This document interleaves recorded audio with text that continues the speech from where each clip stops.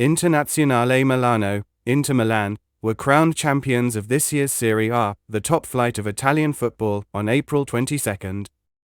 A month later, they were back in the news, having been taken over by US investment firm Oaktree Capital Management. This is not the first, nor is it likely to be the last we see of US investment in European club football, but most of the US investments we have seen in European football over recent years have been direct investments into shares, buying part or all of a club, rather than getting it in place of an expected cash repayment.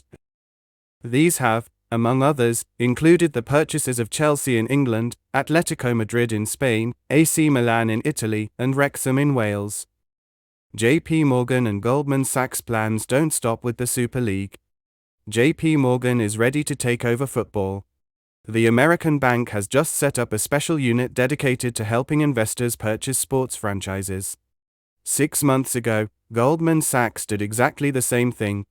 Traditionally, sport was a relatively small business in the investment world, an ego purchase for wealthy individuals looking to diversify their portfolio. Today, JP Morgan and Goldman Sachs are going on a spending spree, with football as their main focus. The renovated Santiago Bernabeu, £1.5 billion. The new Camp Nou Stadium, £1.6 billion. Sir Jim Ratcliffe's partial purchase of Manchester United, £1.6 billion. Historically, football clubs didn't have a lot of money. Everything changed in the early 90s. A breakaway group of England's top clubs formed the Premier League. This gave the clubs greater control over TV rights. Collectively, they agreed an exclusive deal with Sky worth £60 million per year, an almost 50% increase on the previous deal. Football finances changed overnight. Here's how. Clubs get income from 3 sources: ticket sales, commercial deals, and broadcasting. Ticket sales is how clubs traditionally made most of their money, but stadium capacity limited any growth. Commercial deals include shirt sponsorship and official partners. These have grown as football reached new audiences. Broadcasting deals were historically the smallest, but as technology improved, football's TV audience started to grow. Soon it was expanding across the globe. The Premier League claims to have an audience of almost 5 billion people. The value of TV rights has followed this trend, not just in England, but across Europe.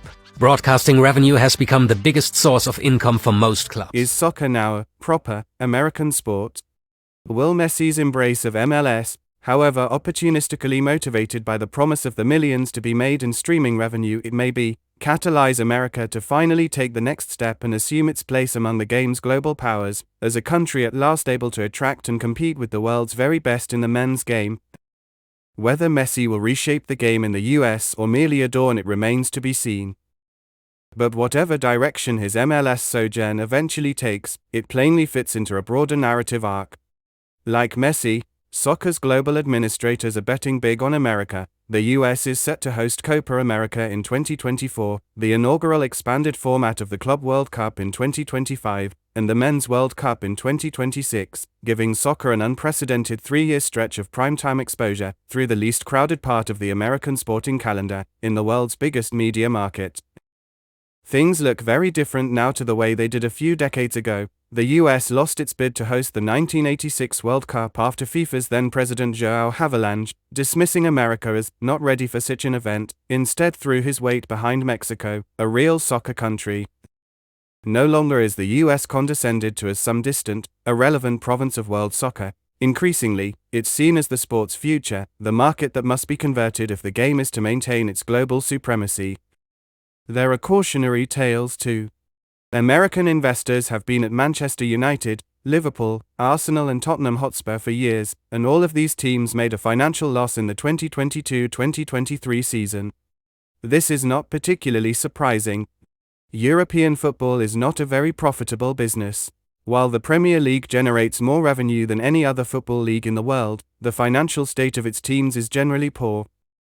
Football clubs tend to be reliant on cash injected by their owners to run. However, this financial landscape also shows that money can be made in football if costs are controlled. And it is this opportunity to cut costs that is a major draw for US investors.